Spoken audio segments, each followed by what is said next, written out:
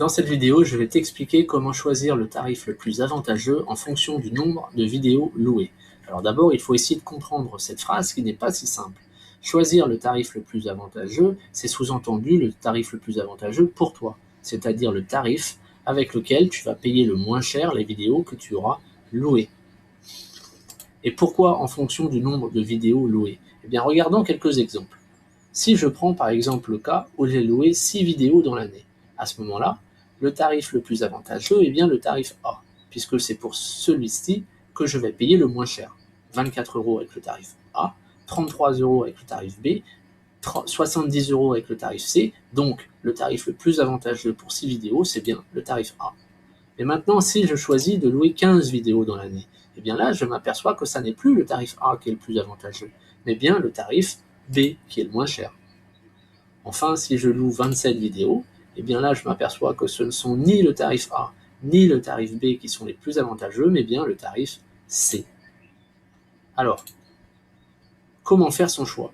Eh bien, c'est simple. On va regarder année après année quel est le tarif le plus avantageux. Alors, commençons avec l'année numéro 1, c'est-à-dire l'année où on a loué une seule vidéo dans l'année. Ici, c'est bien le tarif A le plus avantageux, et largement. Pour 2 vidéos également. Pour 3 vidéos également, on continue avec 4, 5, 6, 7, 8, 9, 10. On est toujours le plus bas, puisque de l'autre côté c'est 43 et de l'autre côté c'est 70. 11, on est encore le plus bas. Et 12, là, on devient à égalité avec le tarif B. Donc on s'arrête. Donc ça veut dire que entre 1 et 12 vidéos louées, c'est bien le tarif A qu'il faudra choisir, parce que c'est avec le tarif A que tu payeras le moins cher. Donc c'est bien celui-là qui sera le plus avantageux.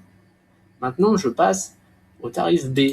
À 13 vidéos, c'est bien le tarif B qui est le plus avantageux.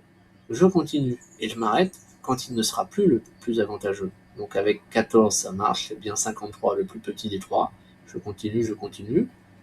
68, c'est bien le plus petit, et là, je m'aperçois qu'à partir de 21 vidéos, eh bien, le tarif B devient plus cher que le tarif C, qui, lui, devient le plus avantageux. Donc, qu'est-ce que ça signifie? Ça signifie que si je loue entre 13 et 20 vidéos, je devrais choisir le tarif B. Enfin, si je loue plus de 20 vidéos, c'est-à-dire au moins 21 vidéos, de 21 jusqu'à 30, je m'aperçois que c'est toujours le tarif C qui, dans ce cas, sera le plus avantageux. Donc, comment répondre à la question? Eh bien, on va d'abord insérer un cadre de texte, voilà. Et dans ce cadre de texte, on va écrire que entre une et... Alors, qu'est-ce qu'on avait dit? On avait dit entre 1 et 12 vidéos, on s'arrête là. Entre 1 et 12 vidéos louées, le tarif A est le plus avantageux.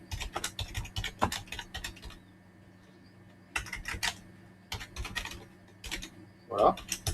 Ensuite, entre 13 vidéos, alors on est là entre 13 vidéos et 20 vidéos louées,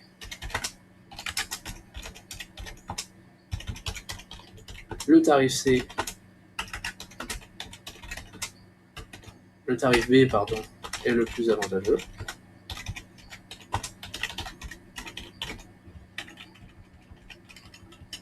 Et enfin, entre 21 vidéos et 30 vidéos,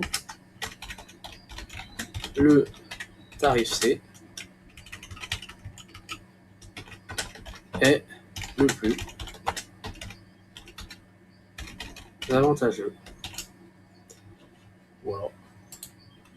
On adapte un peu notre zone de texte et on termine. Cette vidéo est terminée.